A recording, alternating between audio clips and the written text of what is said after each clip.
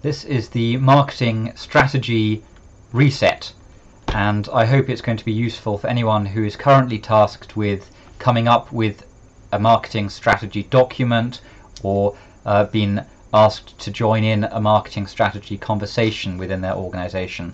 And the idea of a marketing strategy reset is to clear out preconceived notions and kind of cliched ways of thinking about marketing strategy, and try to free up everyone's thinking to be a bit more creative and to reach the higher altitude from which vantage point you can actually think strategically instead of being stuck just within small boundaries of what you currently know and what you currently do. And this is I'm going to give you 10 of my resets here, and these are all based on a single marketing principle, which is that your customers are not at all interested in who you are or what you do. They are very much interested in their own problems and their own needs and wants and how they're going to solve that. And if you can solve it, so much better. If you can't, they don't care. They'll find someone else who can solve it. So this reset is all about reorienting to the customer's perspective. So I'm going to run through these 10 very quickly now. So the first one is not what do we offer, but it's what do customers want from us. Second, what's our USP? A common strategy question. Not what's our USP, but that thing that customers want, why are they going to get it from us and not from somewhere else? Third one is what should our brand and tagline say about us? Again, a fairly common marketing strategy kind of question. What should our brand and tagline say about us? Not that, but how will people recall our brand?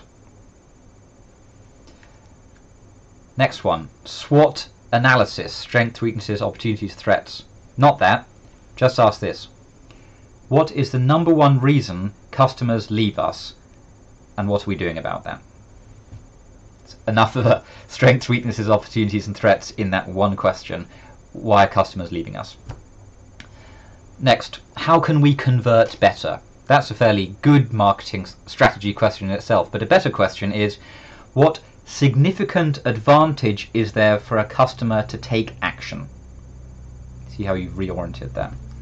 Next, what should our price position be? How should we price ourselves? Next, better than that is how can we give more value to the customer? If you orient towards value delivered to the customer, then pricing becomes a slightly less race to the bottom kind of negative discussion. Another common marketing strategy question. What is our typical customer profile? What's our demographic? What's our classic user? So don't ask that question, ask this question.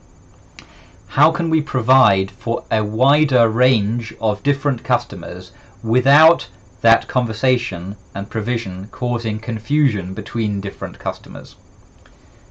I'll just repeat that one. It's a slightly obscure sounding reorientation, but it's quite an important point.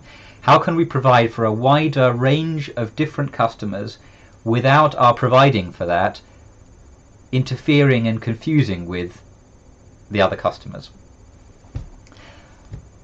Another classic marketing question. How can we grow our audience? Don't ask that question, ask this question. What would it take for our customers to recommend us? Next, how can we improve our brand reach? Better ask, how can we help a lot more people than we are currently helping? And finally, kind of a internal management question, how can we motivate our staff? Motivating a marketing team, quite a difficult question.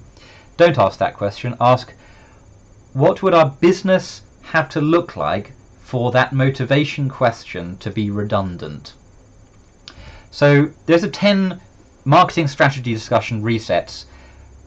I think by asking those questions you successfully remove a lot of narrowly bounded thinking and you're well on the way to the more kind of creative and big thinking and optimistic thinking, which will help you set a good strategy that's going to be a little bit more resistant to, or perhaps I should not say resistant, but I should say anti-fragile to technological change and the changing of the market. Thanks for listening. I've got a second video following on from this which talks about how to apply those 10 questions to your digital marketing in particular, so have a look in the footer for the link to that. Thanks.